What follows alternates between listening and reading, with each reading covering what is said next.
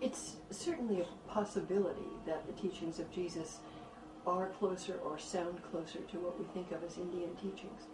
One can't assume that the ancient world was a simple one. It was a very cosmopolitan one. There was a great deal of travel. In 1945, an amazing discovery was made in Upper Egypt that's changed the way we understand the early Christian movement. A Bedouin farmer named Muhammad Ali discovered, when he was digging for fertilizer, a 6-foot jar in which he found 13 bound books in tooled gazelle leather, and they turned out to be a collection of early Christian writings, including the Gospel of Thomas, the Gospel of Philip, the Gospel of Truth, and over 50 other early writings attributed to Jesus and his disciples. So it's an enormous find of early Christian writings, and it's shown us for the first time how remarkably diverse the early Christian movement actually was. We think that the Gospels that were found were hidden there to protect them from the order of the Archbishop of Alexandria, who had sent out an order in the year 367 saying that the monks should destroy what he called secret illegitimate books. And these were sacred books that the Archbishop didn't like. He told them that they could keep the 27 books that he listed, and that is actually our first list of what we call the New Testament.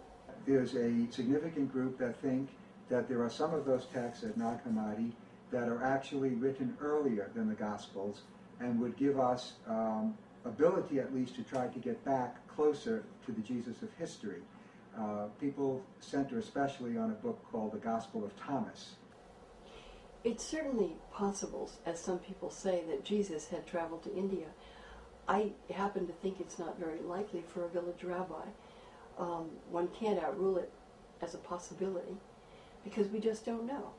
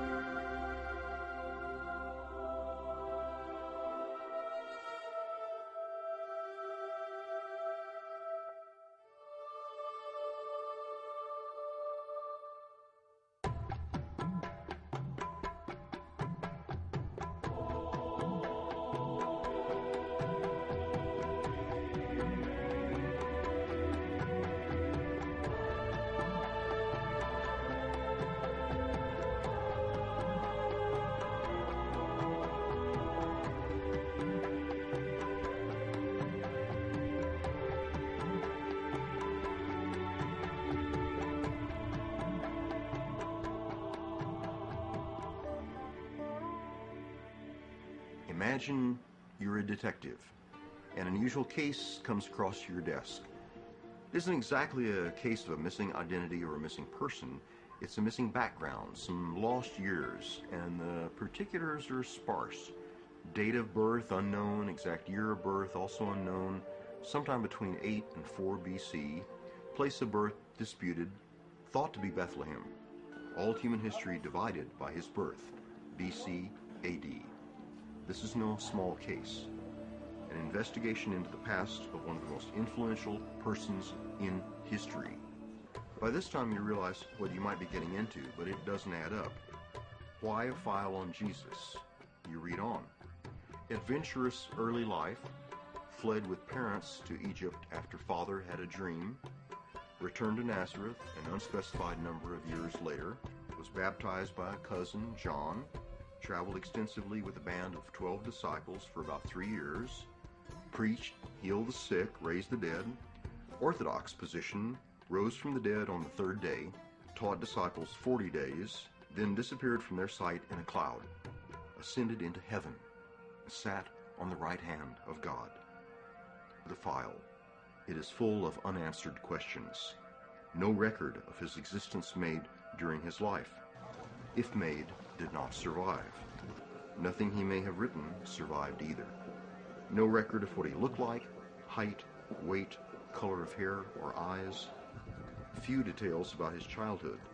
Little information about his family and home life. No record of any kind about where he was or what he was doing from age 12 to 30, a period called the lost years of Jesus. And I would ask the Bible school teachers, well, what about the missing time in the life of Jesus from the age of 12 to the age of 30? What was he doing? Was he working with Joseph? Was he making tables and chairs? Why don't they tell us? I was a student at the University of Alaska at Fairbanks. I graduated with a Bachelor of Arts degree in speech communications and a minor in secondary education. I got my teaching certification. Most of my adult life, I taught English as a second language, ESL, and I taught ESL in many different foreign countries, including in the Peace Corps in Afghanistan. This is the first newspaper article that I wrote about India. This was after my first trip to India when I was in the Peace Corps in Afghanistan. Here's a paragraph in the article concerning Kashmir and a mention about Jesus in India. And the paragraph says, also while in Kashmir, I met a newspaper editor who had written a book, Christ in Kashmir. From his researches, he believes that Jesus of Nazareth visited India in his youth. He cites numerous historical records dating back 2,000 years to prove his point. And just that short paragraph got me into a lot of trouble at that time. People in my hometown of Lampasas criticized me and just basically thought that it was stirring up trouble to even look at any evidence about Jesus in India.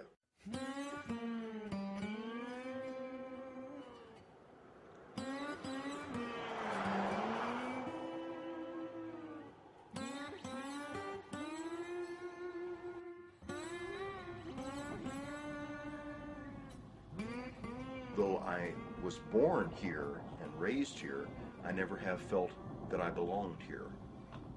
My parents had a strong fundamentalist religious conviction.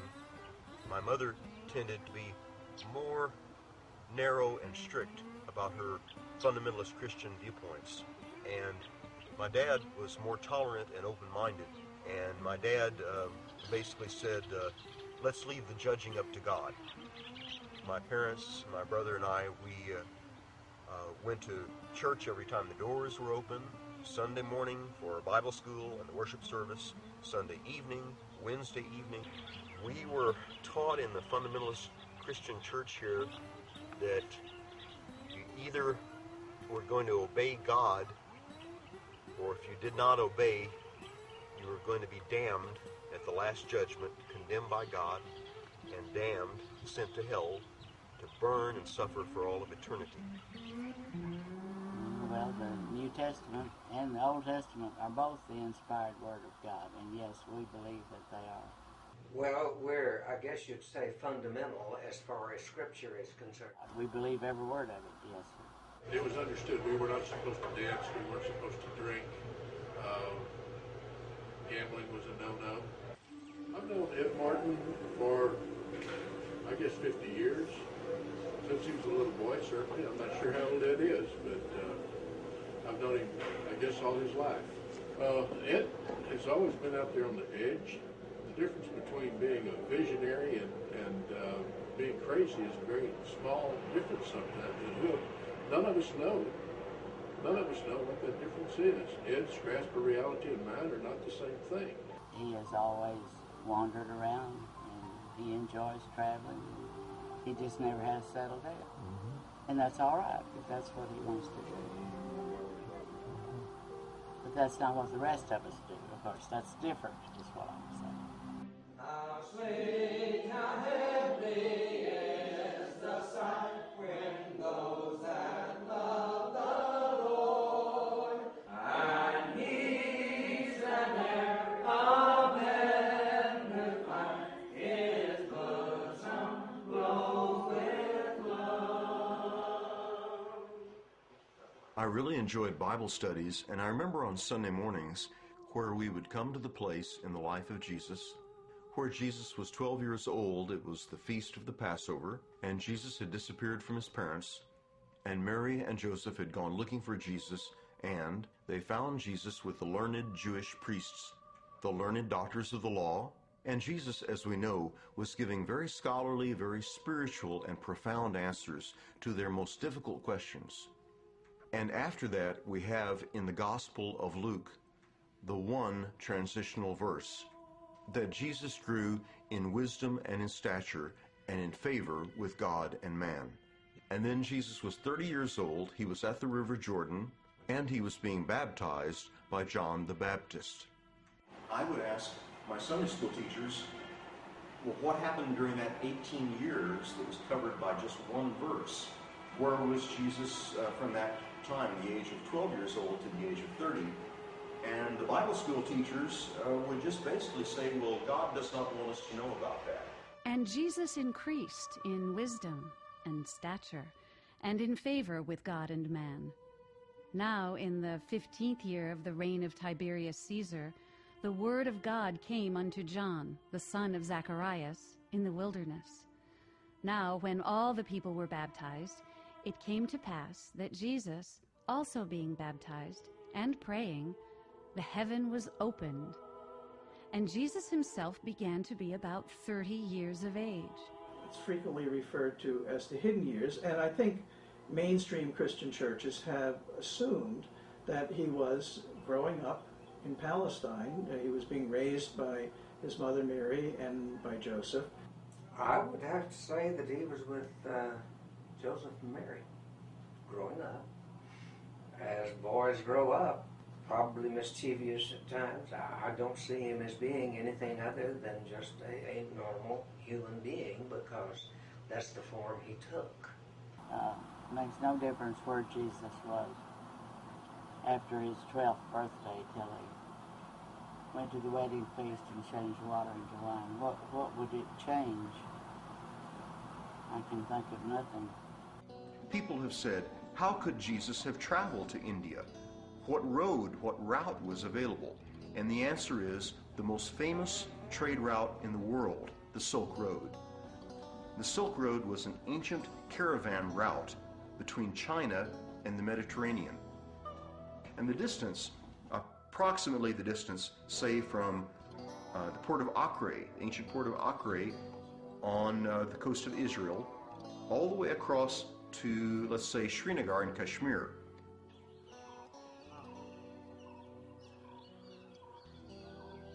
The ancient route could be covered in about 1 year, walking in about 10 miles a day. You could cover a distance of around 4,000 miles from Israel to India in about 1 year.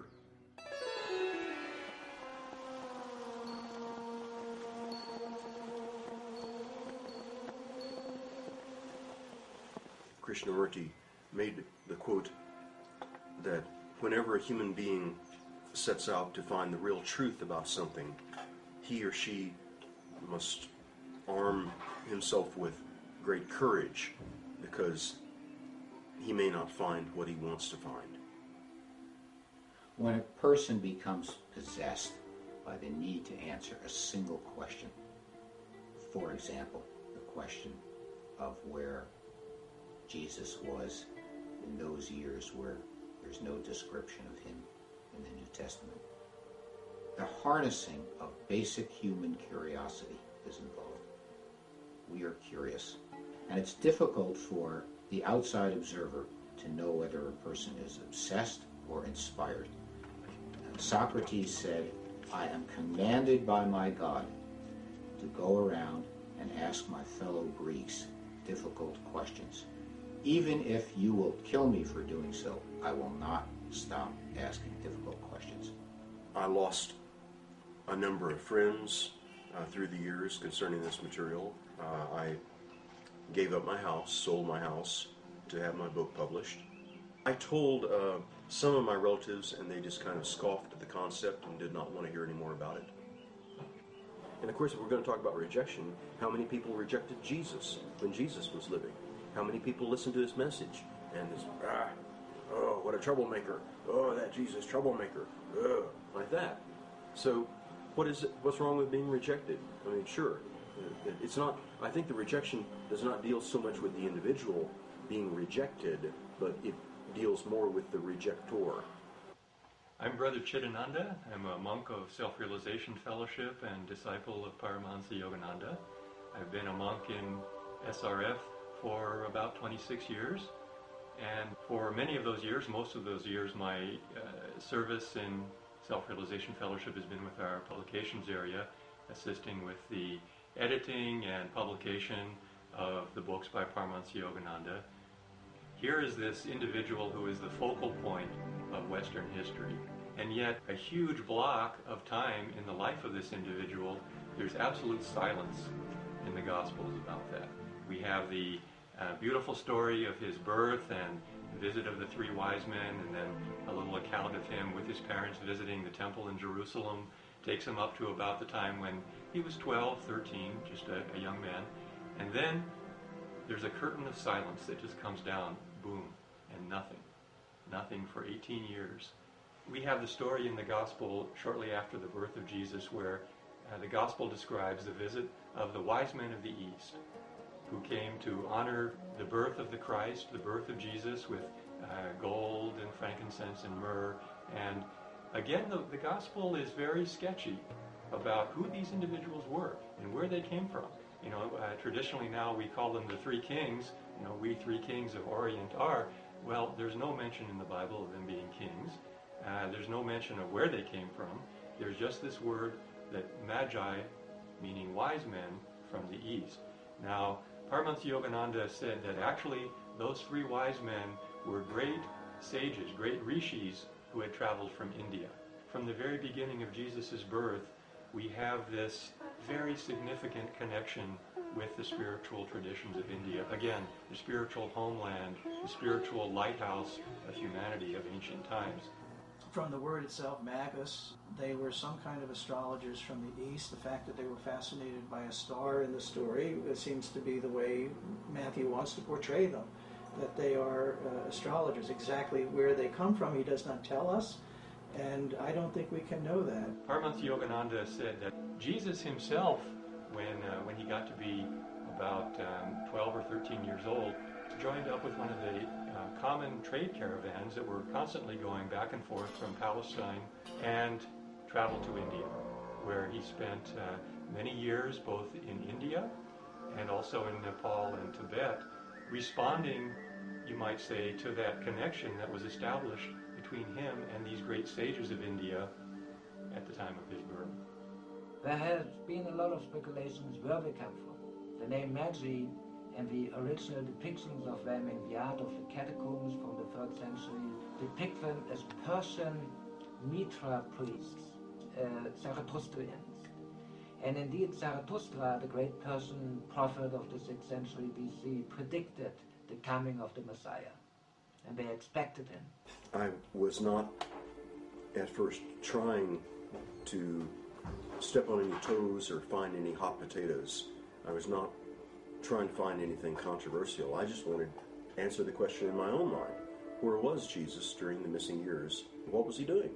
I just wanted to know. Of course, as a historian, you want to know what happened. But we have no reason to believe that he really was in India. Most probably he lived in Nazareth and they learned carpentry and at the same time prepared through prayer, through meditation, through contemplation, through what we call the Nazareth. The Nazareth was a complete dedication of your life to God. And it included that you were not allowed to touch your beard or your hair with a scissor, and you lived as a celibate. That's why Jesus, even when he started preaching around 30, was not married. He did not have to go to India to learn this, but he could learn it among his fellow Jews. Jesus was born to a Jewish family. His teachers were Jewish. His practice was Jewish. His home was far more reliably kosher than that of 98% of American Jews today. Everything else about the story, Judaism really does not have an opinion. The Jews were expecting in the time of Jesus a Messiah, not necessarily a prophet. The Messiah was one who was going to, as I said, lead the battles, bring the oppression to an end, return Jews from exile, reestablish Jewish monarchy, and then gradually bring the world around, not to a Jewish message, but to a monotheistic message that would usher in an era of peace. I was on two quests, really. The first was a personal one, the quest to find out what I believed about my faith and why. The second one was maybe like some of those Texas tales of the search for missing gold, or the search for the Holy Grail. I was serving in the Peace Corps in Afghanistan. After work one day, I went over to the American Embassy Annex, where they had a small bar for Americans and other foreigners.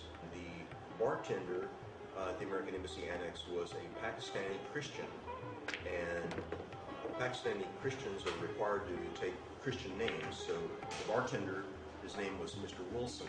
I asked Mr. Wilson about a beer that I saw behind the bar that day, and the name on the beer was M-U-R-R-E-E, Murray.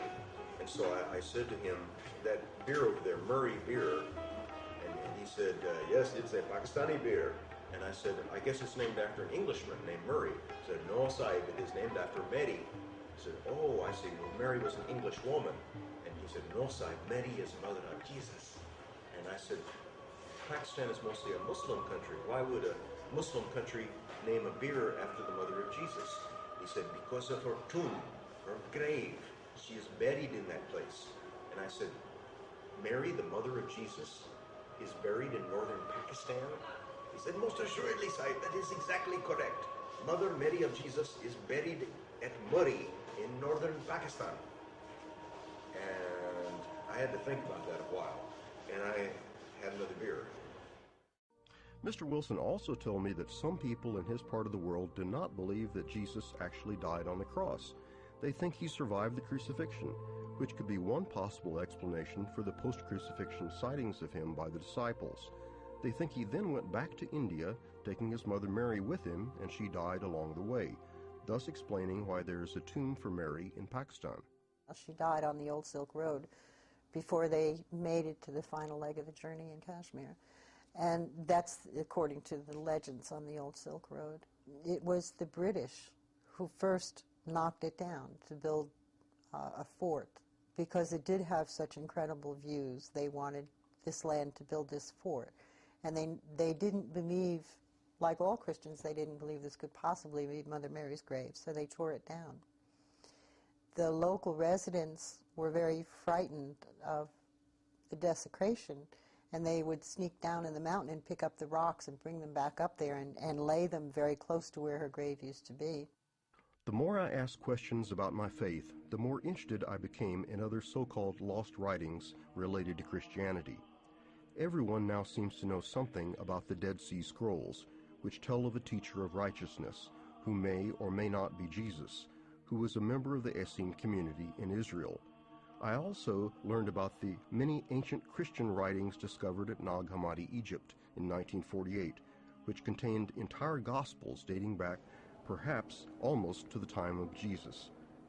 But of all the mysterious writings, for me the most exciting was the document now shrouded in many legends, a document supposedly hidden away at the Himas Buddhist monastery in the Himalayan mountains, which may fill in the details of the missing years of Jesus. For me, the hope of someday finding that document was like a personal search for the Holy Grail. The idea of finding it consumed me and became one of the main motivations of my quest.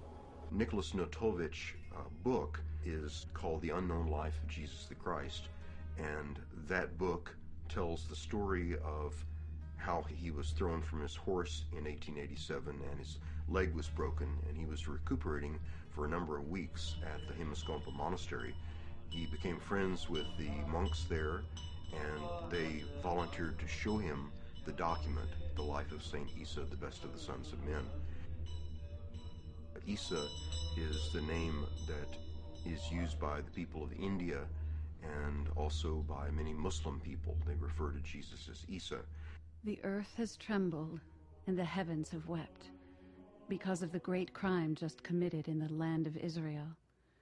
For they have put to torture and executed the great, just Isa, in whom dwelt the spirit of the world. When Isa had attained the age of 13, when an Israelite should take a wife, the house in which his parents dwelt and earned their livelihood in modest labor became a meeting place for the rich and noble, who desired to gain for a son-in-law the young Isa, already celebrated for his edifying discourses in the name of the Almighty. It was then that Isa clandestinely left his father's house, went out of Jerusalem, and, in company with some merchants, traveled toward Sind, that he might perfect himself in the divine word and study the laws of the great Buddhas.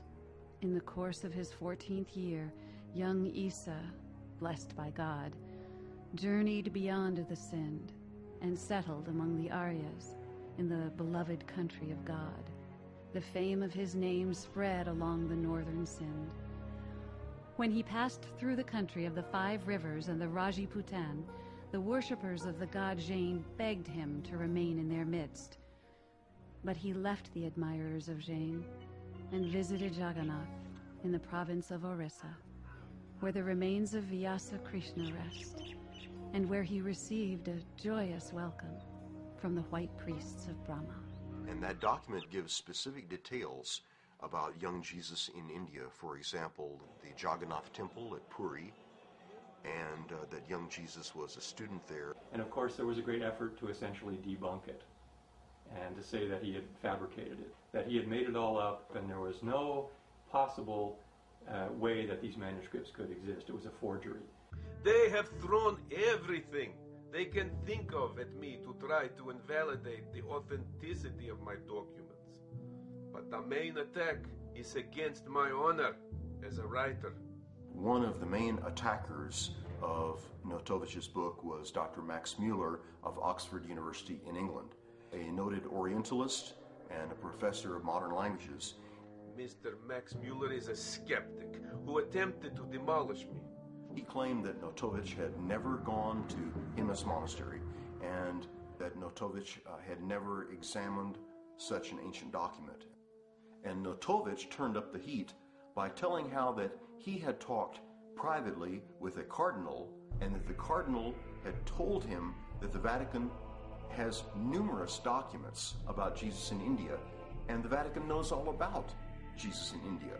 The debunkers pressed Notovich, what is the name of the cardinal? Notovich would not reveal that source because he had promised the anonymity of that cardinal. And so the debunkers attacked him even more. And they said that was further proof that the whole thing was a lie. He further criticized me because I refused to name the cardinal of the Roman Catholic Church who spoke to me in confidence about this matter. But I state here and now that I have learned from that cardinal the secret life of Jesus Christ is no novelty to the Catholic Church, that the Vatican Library possesses 63 documents in various Oriental languages referring to this matter, which have been brought to Rome by missionaries from India, China, and Arabia. I think the debunkers were feeling that because Notovich was a Russian-born Jew who had converted to Christianity, that Notovich may have concocted the story for his own means. They may have believed that Notovich was trying to exonerate the Jews from guilt and put the blame on the Romans, specifically Pontius Pilate and also the Roman soldiers who carried out the crucifixion. To return to my book, I maintain it undeniably establishes an agreement between the Gospels and the sacred books of India and Tibet.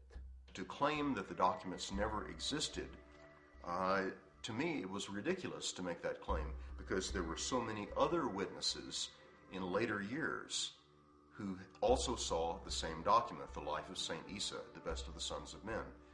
The evidence that I found is that Jesus studied with both Buddhists and also with Hindus in India, and that Jesus respected the teachings of both Buddhists and Hindus.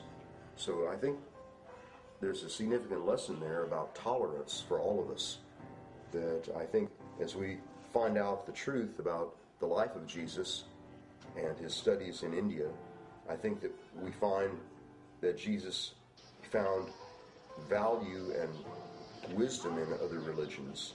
And I think that we as Christians should not condemn other religions. And I think that people of every religion should be tolerant of other religions and live in harmony with them. Sir Jonathan Sacks, the chief rabbi of England, wrote this very thesis that there is no greater problem facing 21st century man than finding a way for major religious groups to value, not just respect or tolerate, but to value the humanity of those outside their groups. The goal is to unite all religions. The ultimate goal. Unite all peoples, unite all nations, unite all religions. Total unity of humanity. And you can only do that by transcending the differences. So if Jesus went to India, that would have been a major contribution to that goal. My sense is that this is an enormous item in India. These traditions and legends have not permeated Western culture at all. I'm not familiar with them. Nobody talks about them in theological circles. All of what we would talk about, especially in terms of travel, would be pure speculation based purely on legend. And the reason why Gospels don't tell us about the hidden years of Jesus is because they did not consider the particular activities of those years as significant. As a Roman Catholic, from a theological point of view and the point of view of my faith, I have no problem with our Lord going anywhere between 12 and 27, because why shouldn't he? We know that the Gospels are not complete biographies, and even St. John pointed out that by many things he did not tell them, but all books in the world would not be enough to put in everything which happened during the lifetime of our Lord on earth. So theologically, no problem. It could be true. It doesn't change my faith. It would turn out to be true. But to believe anything as a part of history, I have to see and I have to investigate the evidence. As editor of the Tomb of Jesus website, Arif Khan has made it a personal mission to coordinate on the World Wide Web all the prominent research and scholarly efforts related to questions about Jesus in India. Although Arif Khan is a young man who lacks university or madrasa academic training in religion, nevertheless, almost all of the latest research about Jesus in India is brought to his attention first, and he is keenly aware of all the arguments and evidence that would place Jesus in India. Belonging to the Ahmadiyya Muslim community, it's almost an article of faith, the Jesus in India story. So for me, living in a Western world, brought up with ideas of Jesus that you see around you, very much Christian ideas, from a very early age, I had to reconcile, well, is this true? What is my belief founded upon? Traditions of Jesus traveling to the East and having a presence in other faiths would drastically, I think, change the way Christianity is viewed.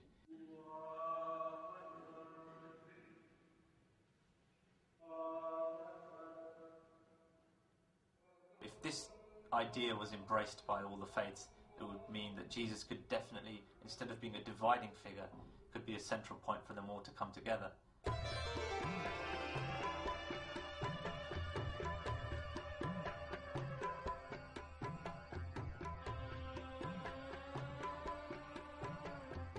I was incredibly lucky because I was allowed to enter the Meenakshi temple at Madurai, which is normally only for Hindus, and I was also allowed to film there. And it turned out that I was granted an interview with the head priest. I had to wait about 4 hours and wait through 3 weddings, but it all turned out. See, the gap between the 10 to 32 years of Jesus Christ, supposed to have traveled to India, especially northern Himalayas, were saintly persons of Hinduism. People have been living for centuries of centuries. So there he imbibed all these qualities of the saintlyhood people and taken this message of Hindu culture. And he taken one part of Hindu culture, namely patience, love, affection. because Hindu culture is something very big, very broad. But see, he has taken that message to Western culture and preached it over there. People didn't like it. They actually crucified him. Yes. Later point, the people realized what they've done it is a sin.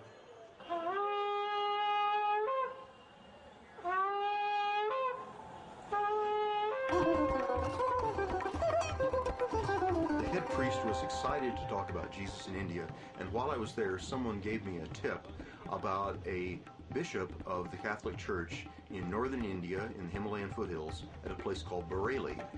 Someone had once heard Father Baptiste talk about the possibility that Jesus was in Kashmir. So my next stop was by overnight train to Bareilly to see Father Baptiste at his Catholic Church.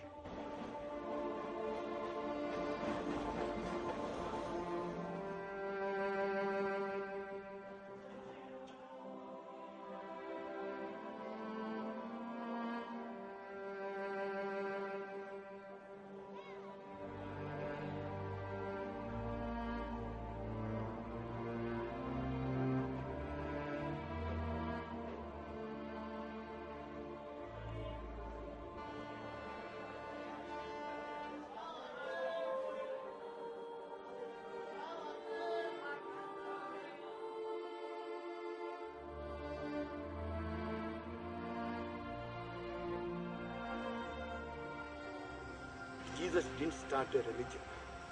Jesus started a way of life that is away from the way of life of Pharisees and scribes. Matthew 5:20. Unless your religiosity is deeper than the religiosity of the scribes and Pharisees, you will not enter the kingdom of heaven. And what Jesus wanted, that everyone to enter the kingdom of heaven, experience God as the Father. I believe, I take it that Jesus was there in the family. It is quite possible Saint Joseph, being an elderly man, must have died, and responsibility of Jesus to take care of Mary and maybe other children, and being eldest, it was his responsibility. Father, part of my research about the missing time in the life of Jesus is concerning a Russian explorer named Nicholas Notovich. And in 1887, he was in Ladakh, near Himaskompa Monastery, and during that time he became friends with the Buddhist lamas. And after some time they trusted him, and they told him that they had a 2,000-year-old document, a Tibetan document, which tells about Jesus in India, about the missing time in the life of Jesus, and that document is called The Life of Saint Isa, the Best of the Sons of Men. And it has a lot of details, and I'm wondering, have you ever met anyone here in India who has ever talked about that document or that information? I have heard that Jesus was in Kashmir. That talk was there, and that was long back. Even as a student in the seminary, I have heard that Jesus was in Kashmir, Jesus came to Kashmir. That is, and I still believe it to be just a rumor without any historicity or any proof on that. We have a saying in English, where there's smoke, there's There is fire. fire. And we don't know, but where there's a rumor, sometimes there's at least a little bit of truth. We live in here somewhere near our house. I'll let you know. What's their house?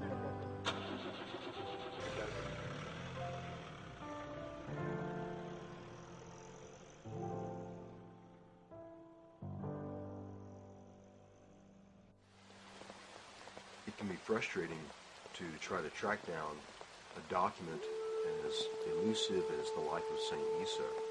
And we know that a string of researchers through the years, going back to 1887, back to Nicholas Notovich, the Russian explorer, we know that he saw it in 1887. We know that in 1922, Swami Abhedananda of Calcutta went to see the document at Himaskompa, and he was quickly shown the document. He was able to read the document and translate it and hold it in his own hands. I wanted to go to Calcutta to visit the ashram of Swami Abhedananda, which is called Ramakrishna Vedanta Math. I wanted to find any devotees who could verify that in 1922 Abhedananda had examined the document, the life of St. Isa, the best of the sons of men, and also I wanted to investigate the story that Nicholas Notovich had given an ancient drawing of Jesus to Abhedananda, a very ancient drawing of Jesus which he had probably gotten at the Himaskompa monastery. We're talking about Jesus in India. But are there people living here now who knew Swami? Maybe they were young when Swami Abhedananda was living, and they could tell us something. No, they have all gone. They've all gone. So this is where Swami Abhedananda lived. And Swami Abhedananda lived for about 20 years in America, and during that time, 25 years. 25 years in America. And then Swami Abhedananda made a journey to Himaskompa, and found all the documents. Jesus came here. He always used to say that all tigers are roaring in the same manner. So all the religion top men are saying same thing. You are taking in another manner, he is taking in another manner, he is taking in another manner. But all the gurus are saying Universality of religion. Universality. Thomas Edison gave this to Swami Abhedananda. To Swami Abhedananda. After discussion on Vedanta, nearly 2 to 3 hours. Really? And he is so inspired that he handed over his gramophone to Swami Abhedananda. A picture of Jesus? Yes. And how was it brought here by Nicholas Notovich, did you say? Yeah. Is it your understanding that this is a very old picture? One of those. There was another piece in the puzzle, another piece, the next part of the story about this evidence of Jesus being in India. And that came from, interestingly, from another Russian traveler, another Russian explorer, Nicholas Roerich. The Roerichs had a lot of influence in that people paid attention to what they said and did. In 1926, they were trumpeting the discovery of this document. Nicholas Roerich had an extremely productive career. He didn't leave Russia until his mid-40s, so he was already middle-aged and had produced a large body of work, and he was head of the largest art school in Russia. From India, they went into Kashmir, then to Khotan, and then up through western China. When they began their expedition, certainly one of their scheduled stops would have been at the Hemis Monastery to try to verify what was in that book. They would certainly have been aware of it because it caused a sensation. The entire story of the famous manuscript at Hemis Monastery in 1926, they sent reports back to their group in New York, and from that were published at least a dozen newspaper articles about these manuscripts, that Jesus went to India to study Eastern teachings, and maybe Buddhist teachings mainly, which were already a few hundred years old, maybe 500 years old, and absorbed a lot of Buddhist thinking into his own thinking, which resulted ultimately in Christianity in a different form. They didn't call him Jesus, did they? They had another name for him? Isa. Isa. What does Isa mean? Ish in Sanskrit means Ishwar. It's a short form of Ishvara. Ishvara means the Almighty, the all-knowing, omnipresent God, and Masih means either a messenger or son. So he was called in India Isa Masih, or Son of God, messenger of God. So Jesus Christ is one of the spiritual masters who is doing this very confidential service for the Lord by bringing so many souls closer to the Lord. So even when Jesus Christ was being crucified, he prayed to the Lord, please forgive them. Forgive all these people. They don't know what they are doing. See, that is the quality of an Acharya. Acharya or a spiritual master is very kind and merciful. Our spiritual master also says that for 12 years, Jesus Christ, he was in Jagannath Puri. It's the temple of Krishna. In the accounts that Notovich found in the Tibetan monastery and translated, where it describes Jesus' travels and what he did while he was in India, there's one specific location that they talk about, and that is this ancient Hindu temple called Jagannath Temple. The head of this Jagannath Temple traditionally is one of the four ecclesiastical heads of Orthodox Hinduism. Just as in the Catholic Church we have the Pope, in Hinduism, in the Hindu tradition, there are four spiritual heads that are called Shankaracharya. I felt incredibly fortunate to be allowed to have an interview with the Shankaracharya of Puri, one of the great leaders of Hinduism, and I was told beforehand that the Shankaracharya never grants interviews, but when we were able to convey our message to him that we wanted to interview him about Jesus in India, the doors opened.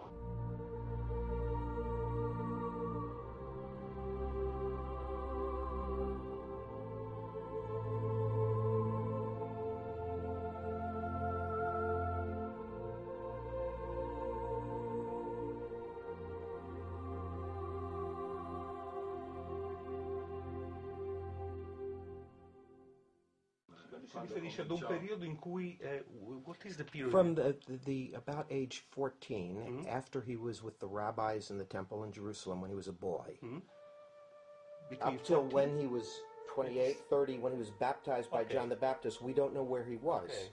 La vita pubblica di Gesù, noi la sappiamo dai cosiddetti libri evangelici. Ma lui dice che giustamente c'è un periodo dai 14 anni ai 26-27, non si sa bene che cosa abbia fatto Gesù. No, questo guardi, è la prima volta che io lo sento, pur avendo studiato assai bene la teologia. Basically, the answer to your question was is that the church and himself too, they don't recognize this Indian period of Jesus. They say that it doesn't appear in any books, No in Old Testament, no in the New Testament.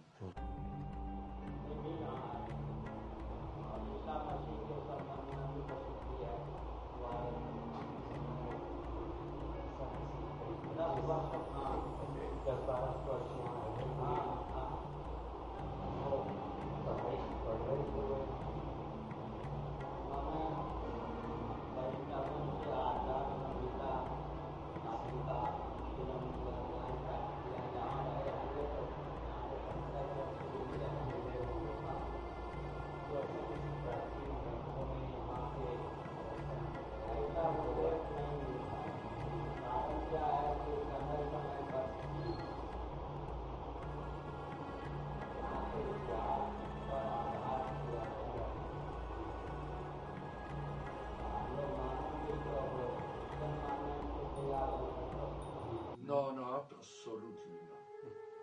Tutto quello che noi sappiamo lo sappiamo dai 4 evangelisti, Matteo, Marco, Luca e Giovanni, 12 lettere di San Paolo e 2 lettere di San Pietro. Questo è tutto il Nuovo Testamento e in nessuno dei libri, delle lettere, quelli che ho detto adesso, c'è menzione, la minima menzione di questo.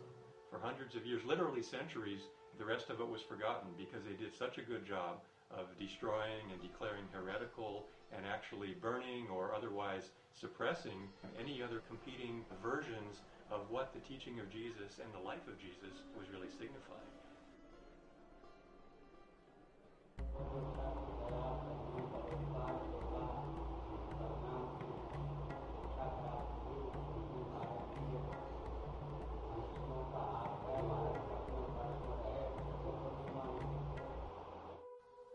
Sarebbe nei Vangeli, nelle lettere di San Paolo. Ma quindi allora tutti i documenti, diciamo così... Ma i documenti perché? Possono essere anche di 30.000 anni fa, i documenti. No, 30.000 anni fa perché no, sono più di 4.000 anni fa.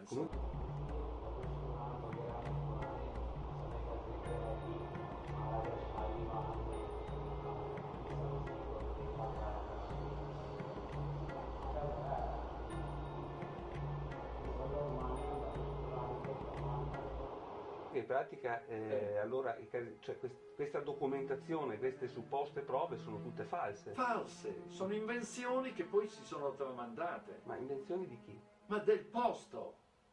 E che motivo avrebbero avuto di inventarsi la vista di Gesù in India? Ma mica le hanno fatte prima che sapessero di Gesù.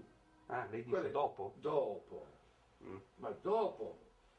There's a Hindu works called the Bhavishima Purana, which talks about a figure known as Isa Masih. And again, we get the similar Isa, which is how the Quran refers to Jesus, Isa, Yusuf. These are all related words. And it exactly pinpoints Isa Masih as being around the time of 100 AD. And it talks about a king meeting with Isa Masih. And it mentions it just in passing, that he met this figure, a saintly figure. And the figure said that he had been born of a virgin, that he had taught a religion of peace. He had been persecuted in his homeland to the point where he had to flee to the east.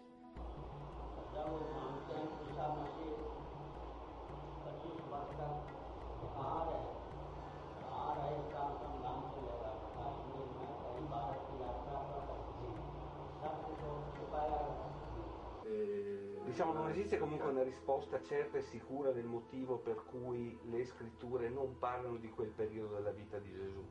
Cioè non esiste una certezza, cioè, sappiamo che i libri non ne parlano perché sono ipotesi di fatto. Sì, ma si può ipotizzare che non cosa è andato a fare a 17 anni in India? Avrà detto qualche cosa di buono. E allora il Nuovo Testamento avrebbe detto questo viaggio. Non è andato là come turista.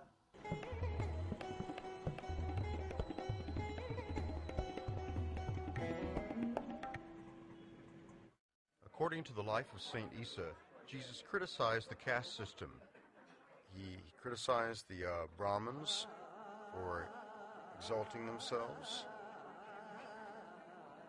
And at one point, Jesus irritated the priestly caste so much that they hired an assassin to try to kill him.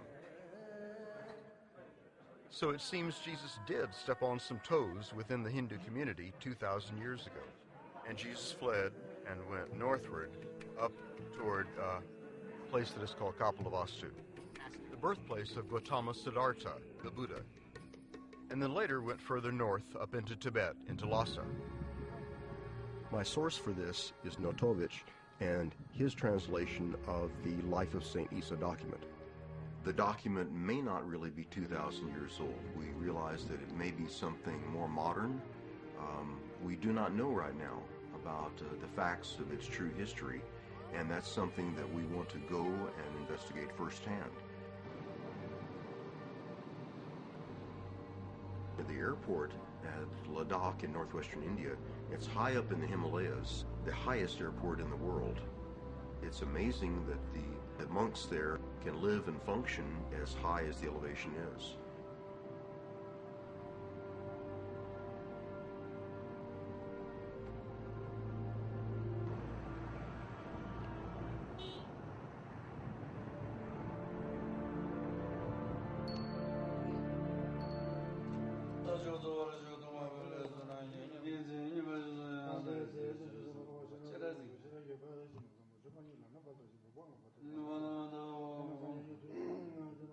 I'm hoping that the monks will receive me kindly and graciously with the compassion for which Buddhist monks are known, and I'm hoping they will show me the document.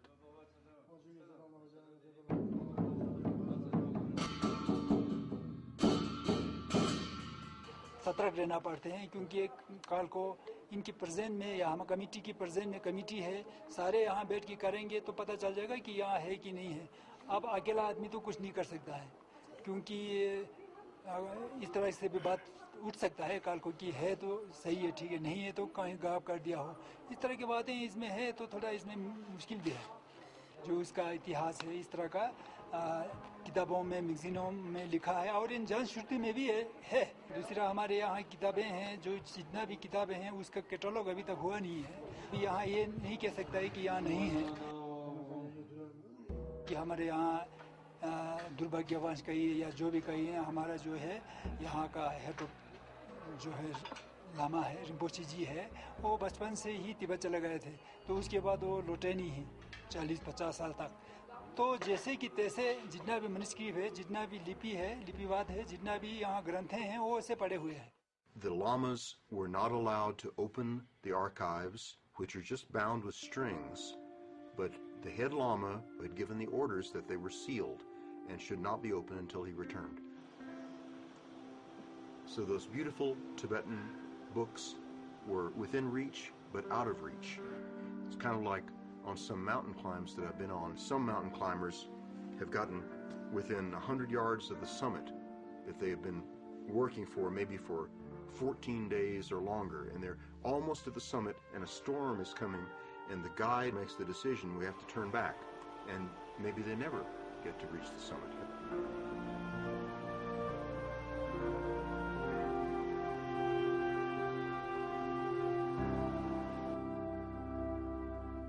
Research ऐसा होता है कि दलाई लामा जी से मिला है दलाई लामा जी ने भी बोला है कहीं की तिब्बत में भी कहीं लाइब्रेरी में मैंने इस विषय में इस सब्जेक्ट में कुछ देखा था बचपन में इस तरह से मतलब लेकिन खुद दलाई लामा खुद नहीं कहते खुद हमें मालूम नहीं मैं तो नहीं मिला एक रिसर्चर था अमेरिका का जो है मूल भारतीय था वो अमेरिका में रहते हैं उसका मोहम्मद क्या था कुछ था उसका मेरे पास सारी चीज़ डॉक्यूमेंट क्या है चिट्ठी है वो कहते हैं कि वो धर्मशाला में दलाई लामा जी मिले थे तो दलाई लामा जी भी ये स्टेटमेंट कहते हैं कि कभी बचपन में मैंने भी ये लासा में एक लाइब्रेरी है लासे जोलपार नाम का वहाँ कहते हैं वहाँ हमने देखे थे तब कभी हमें भी लगते हैं कि कोई संभव भी हो सकते हैं I have great faith in divine order, which means that if you have spiritual faith and you're aiming in the right direction, you will get guidance for the best possible outcome eventually. And so I came here to Dharamsala, and I have the hopes of getting an appointment to interview His Holiness the Dalai Lama. Even though I'm someone he's never heard of, somebody from Texas, they tell me that he'll be back in a couple of days and it will be his 70th birthday, and I'm hoping the sun will shine on His Holiness and also on our research.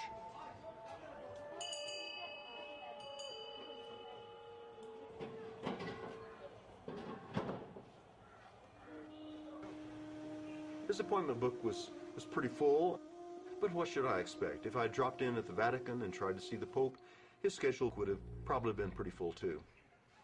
Finally, I learned in a communication from his office that the Dalai Lama says he does not know of the existence of ancient Buddhist documents that tell of Jesus in India, that in fact he first learned about these questions when he was asked the question by others, and so even he cannot confirm today that Nicholas Notovich and the others really saw and translated those ancient Buddhist accounts of Saint Isa or Jesus in India.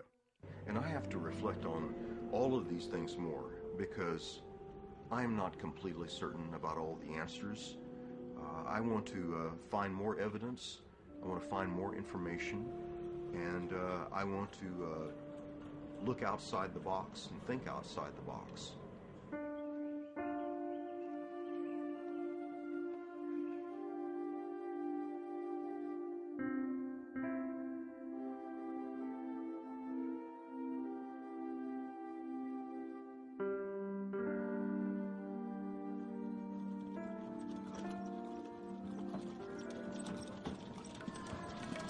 I heard that Professor James Deardorff was available for an interview, and I decided that I would go talk with him because he is one of the experts about the subject of post-crucifixion Jesus, the possibility that Jesus may have survived the crucifixion.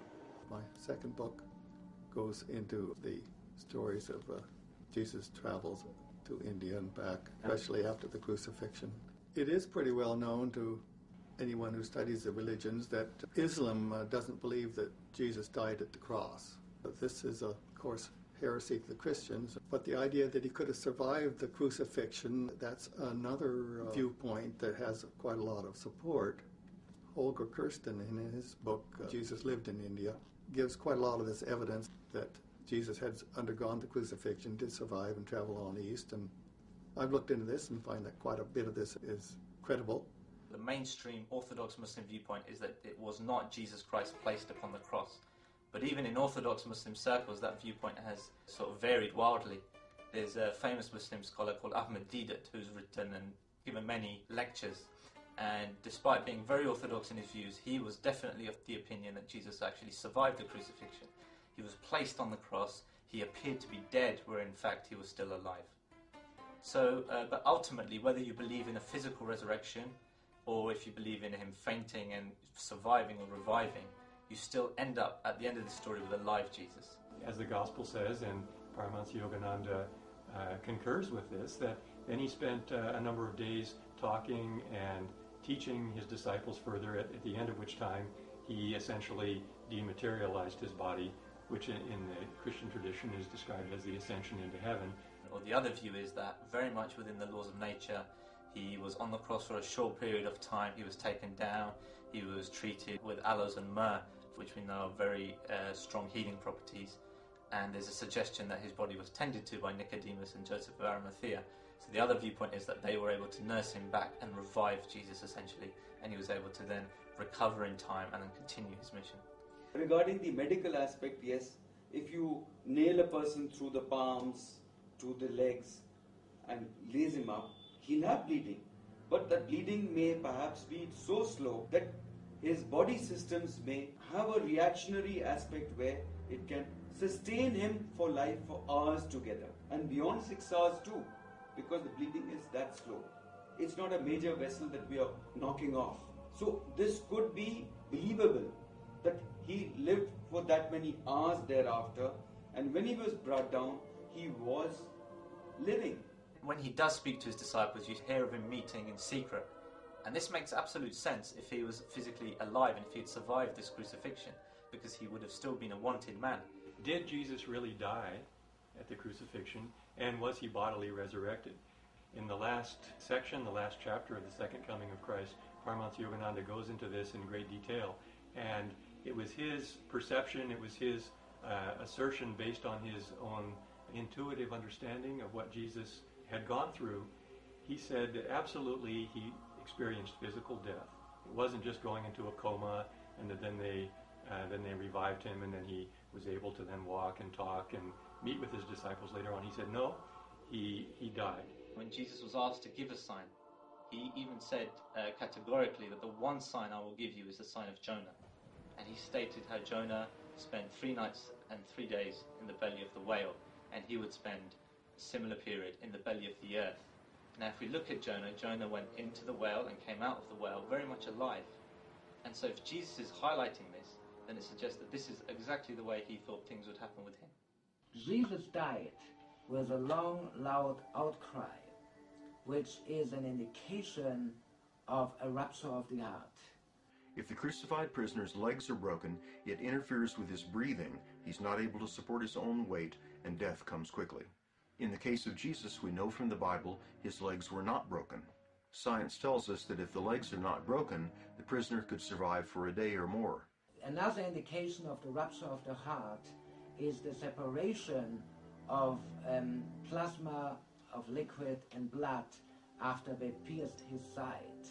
So when this clear evidence of death was already there, they did not need to destroy the legs. As I say, this question of whether or not Jesus could survive The crucifixion, I think, really is a question about whether or not he was resurrected from the dead, and where there's doubt there, even as you see in the end of Matthew's Gospel, the question is raised by the evangelist precisely to refute it. The tomb was very well secured. No one could have stolen the body, and therefore there must have been a resurrection. Whether there was a Roman guard out there is very sort of disputable and unlikely. Even if there was a stone in front of the tomb, they could still roll that away, and there would still be access to the tomb. And we know that even the biblical accounts talks about Mary's appearing on the morning of the resurrection to try and anoint the body, or they're definitely going to visit the tomb, so there definitely was a means of access to that tomb. I heard that recently they discovered in Israel a tomb with a second entrance, a back tunnel entrance. Maybe there was more than one tomb like that. If we were to be able to pinpoint one point in religious history where Judaism, Islam and Christianity diverged, that is the divergent point. Because at the point Jesus dies on the cross for Jews, he's a failed Messiah. That's the end of the story. God would not allow his Messiah to die. So that's the end of it. For the Christian point of view, the death and then the resurrection is essential to their faith as well.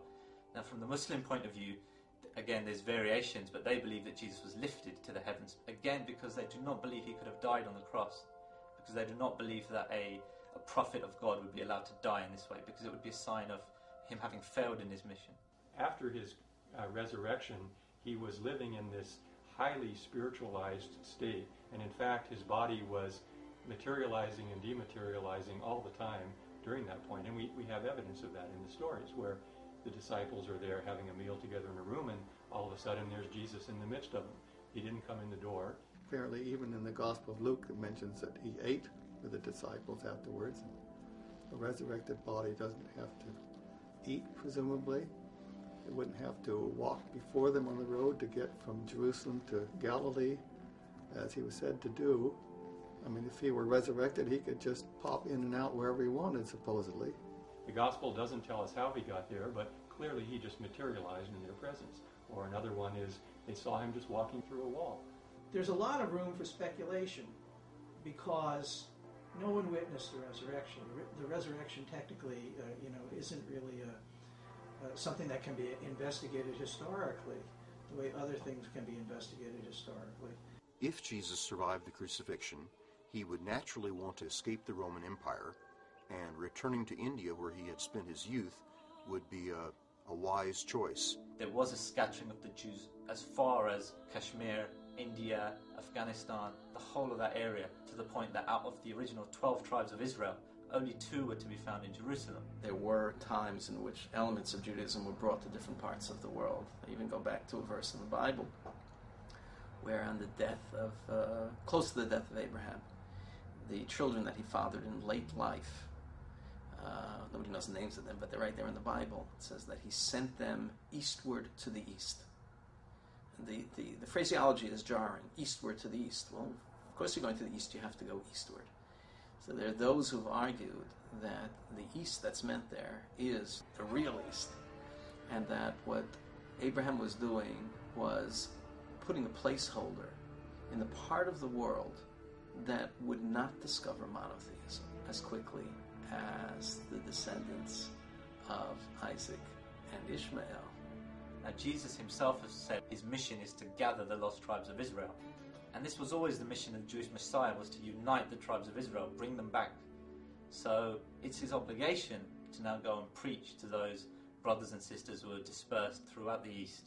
There are many correlations about the similarities between Hebrew people and the people of Kashmir.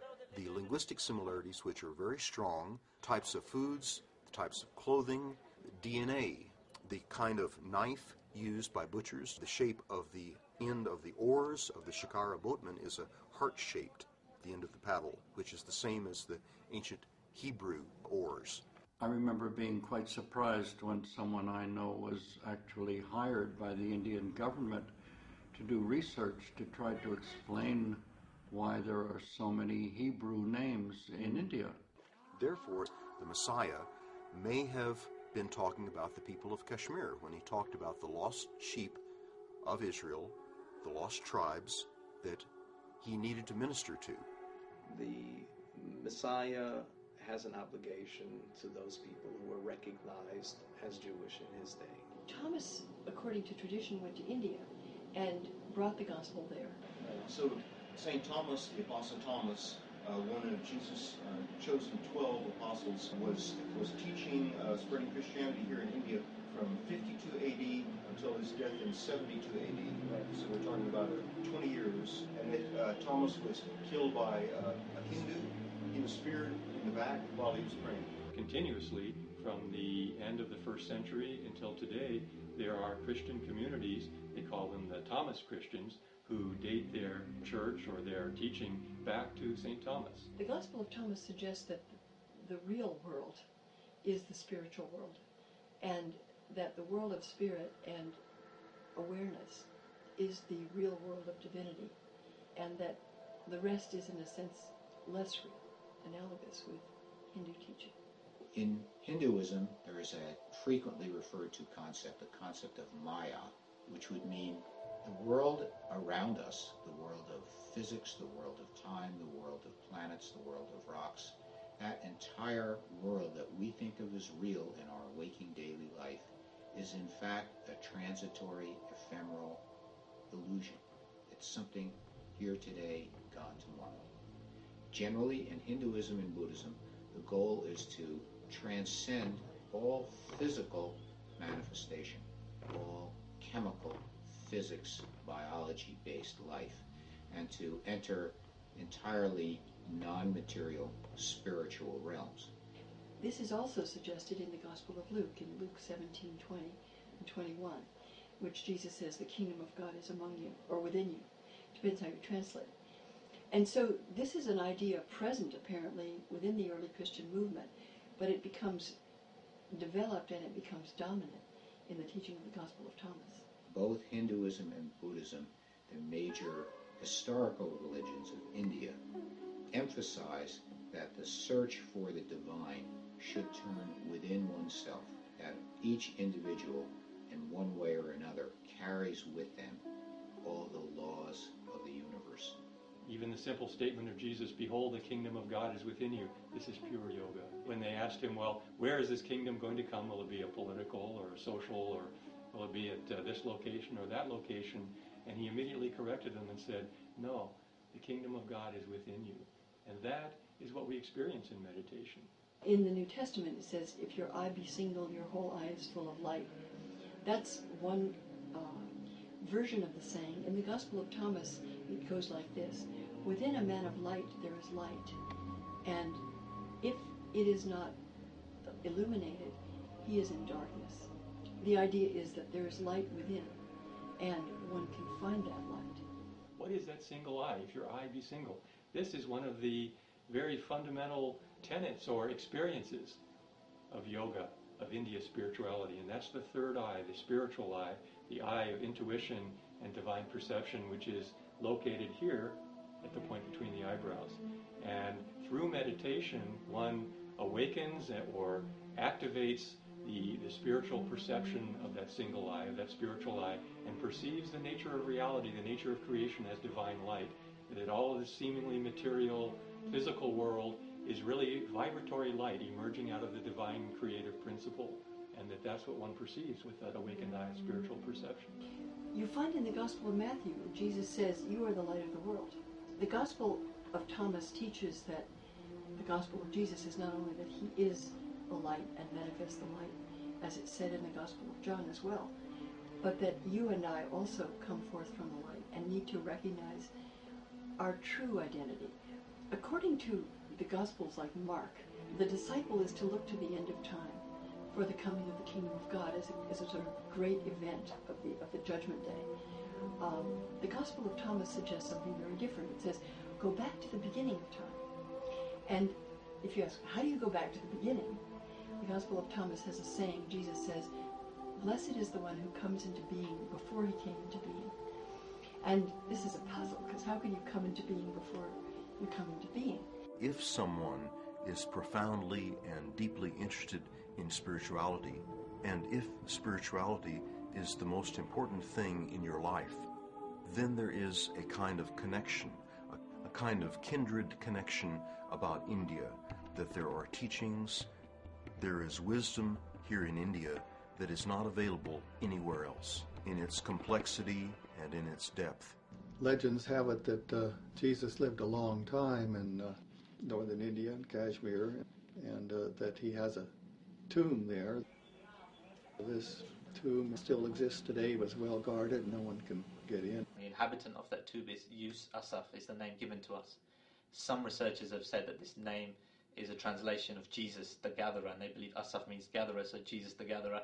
Others have said it means the leader of the healed. We say Jesus, but in India and Pakistan and Kashmir and other parts of the world, he was always either called Isa or Yosef. And Yosef simply means son of Joseph. After having lived there and breathed it for so long and absorbed it in every pore of my body for so long and researched it and seen it from that side of the world for so long, I have no doubt. No doubt is in my heart. That is Jesus in that tomb. We know, but Christ, even during his lifetime, sent hundreds of disciples all over the world to preach the gospel. And why should not one of them, with the name Joseph, which later became Yusasaf, have gone to Kashmir teaching the gospel according to Christ, dying there, and that's it. It doesn't have to be the Lord himself.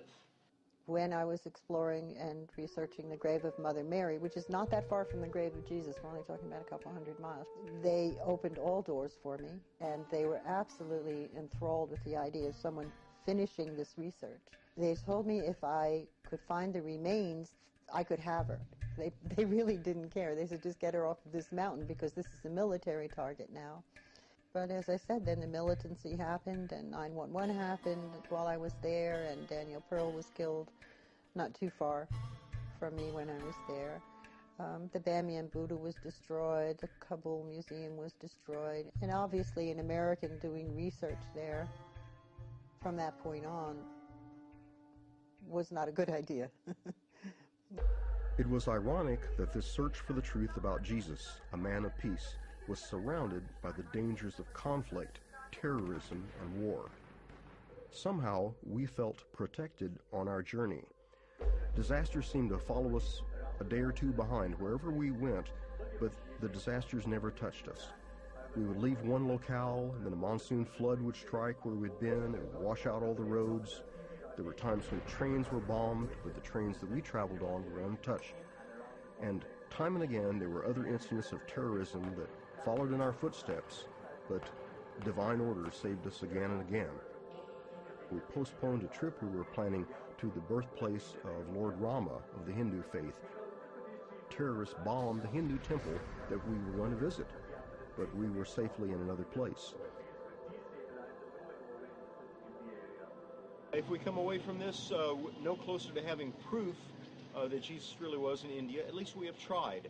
There's a wonderful saying here in India, better to aim at a lion and miss than to aim at a jackal and kill it. And I think we're aiming at a lion.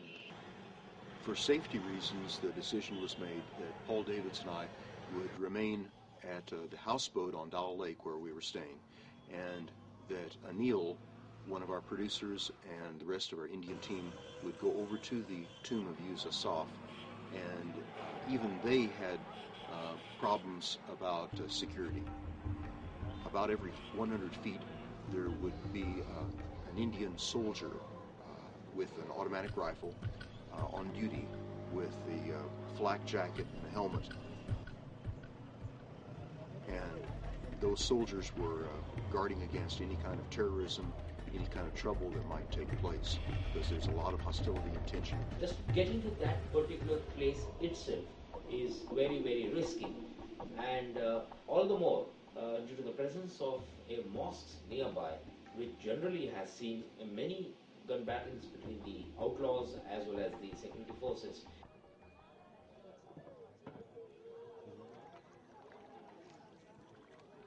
We were trying to keep it secret that there were any Americans anywhere around there, but the word spread fast.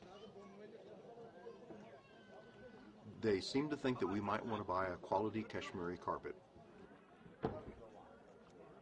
And And then as our Indian team got closer to the tomb of Yusuf, they found themselves in a heavily Muslim neighborhood, and it was a very tense kind of environment that they found themselves in.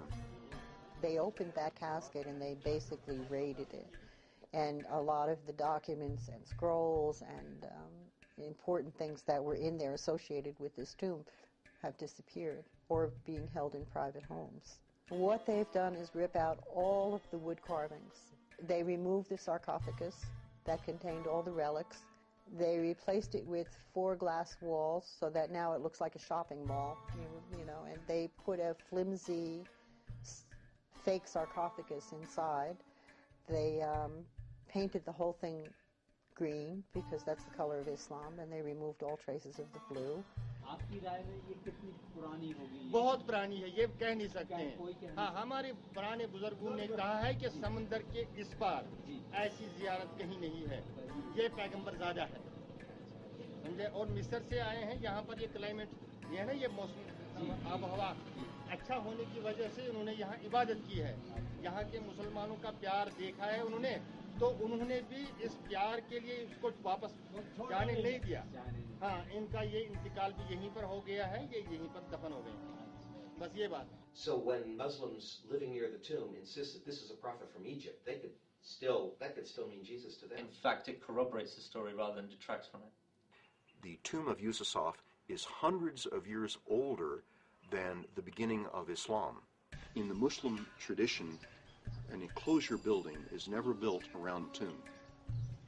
But this tomb of Yusuf has an enclosure building around the sarcophagus, around the grave, and that is an ancient building.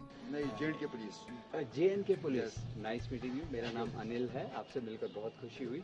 तो हम आपसे पूछना चाहते हैं कि ये जो मज़ार यहाँ कब्र बनी हुई है, ये किन की है? ये मुसलमानों की है। ये मुसलमानों की है। इसके बारे में कहा जाता है कि ये ईसा मसीह की कब्र है। नहीं, ये गलत बात है। ये गलत बात है। ये गलत बात है। अच्छा। ये ऐसे ही लिखा है किसी ने किताब में, ये हज़रत ईसा है इधर। ये हज़रत ईसा नहीं है। और ये हज़रत यूसा है। यूसा है। हज़रत यूसा है। The direction of the tomb is in the Jewish direction, east-west facing, which suggests that the inhabitant of that tomb would be a follower of Moses, of Israelite origin, because this was the direction that they buried their dead in. There clearly were groups that did believe in aligning graves in an east-west manner rather than a north-south. For many, many, many hundreds of years, Jews were looking along that east-west axis.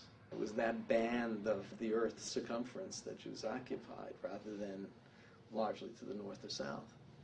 In the Valley of Kashmir, the Temple of Solomon contained an ancient stone inscription going back to 54 AD. The inscription said that Yusuf proclaimed his prophethood and that he was Yusu, prophet of the children of Israel. In modern times, the inscription was destroyed, but not before photographs were taken of it. And that should settle the question as to whether Yusuf was from Israel or Egypt. Darin Wacht. Wacht means time in Persian. Darin Wacht, at this time, Yusuf, Jesus the Gatherer. Dawai Pagamambari Mikunand, that he proclaimed his prophethood. And the other part, he was Yusu, prophet of children of Israel. Aishan Yusu, Paihambari Bani Israelas. When I was given permission to get the DNA, those men had access to the underground tomb. Under the main room is a cellar, and there's another tomb down there.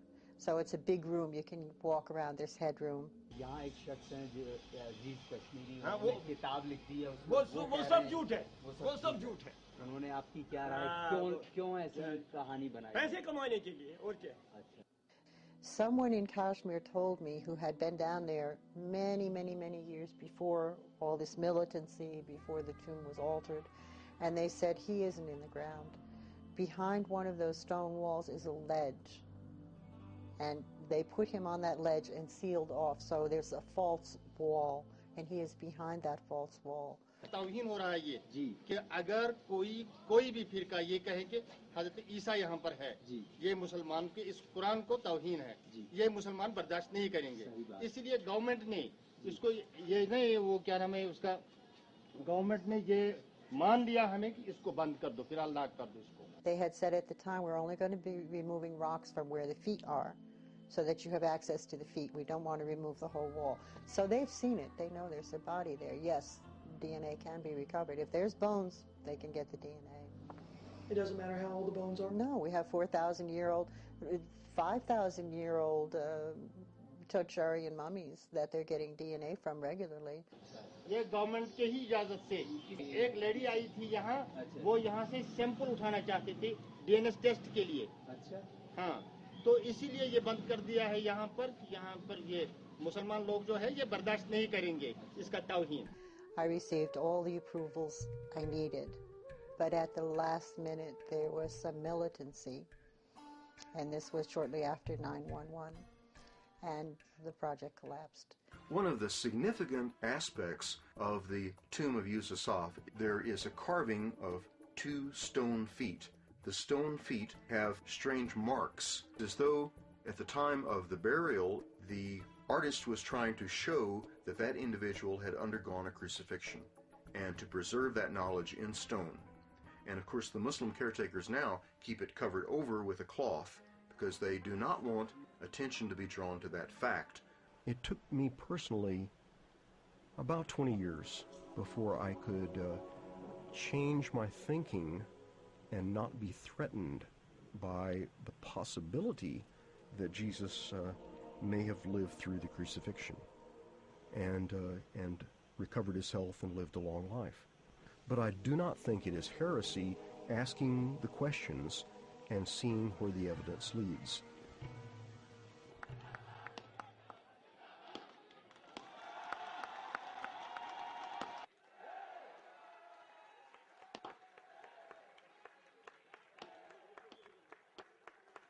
In my quest, I felt like David in the story of David and Goliath, trying to conquer a giant as many obstacles stood in my path.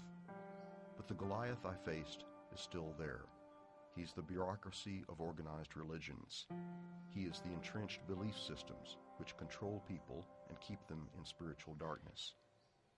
He's the lack of inquisitiveness of members of my own fundamentalist upbringing. He's the tendency of people everywhere to stand so firmly behind what they have been taught that they will not think independently and ask hard questions. He is the refusal of so many people to question authority and search for answers, even when the evidence can be found. There's something that Yogananda said, I was reading one time, if I remember correctly, Tata Dharma Yata Jaya. Where there is Dharma, where there is righteousness, and something that's true, Tata Jaya, there's victory. There's victory. That makes sense. Truth is a powerful thing. When we look human history, and even today, unfortunately, there are conflict in the name of religion. So therefore, the religious harmony is very essential.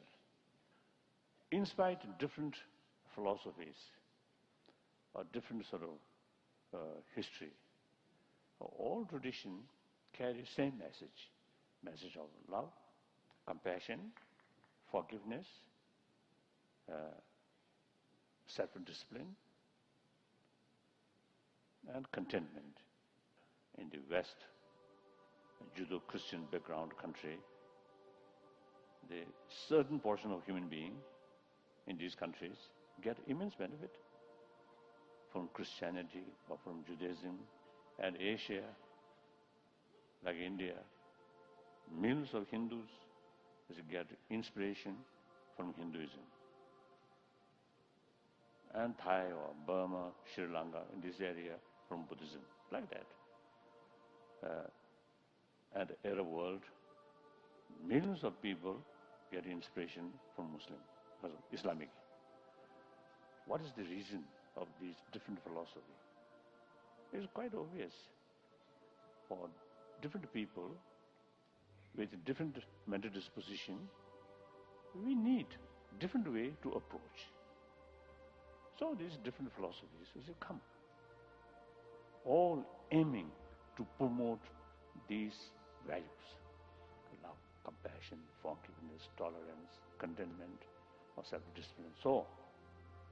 There is common message, and all different philosophies, more or less same aim, to help humanity, to promote human values. So therefore, there is basis, work together, and respect each other. And actually, we can, once we have closer relations, contact, we can learn each other. A poet from India named Kalidasa wrote a salutation to the dawn. It goes something like this: "Look therefore to this day, for it is life, the very life of life.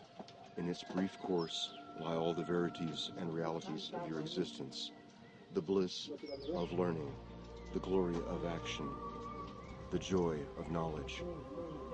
For yesterday is only a dream, and tomorrow is only a vision. But today, well lived, makes every yesterday a vision of happiness, and every tomorrow a dream of hope. Look therefore to this day."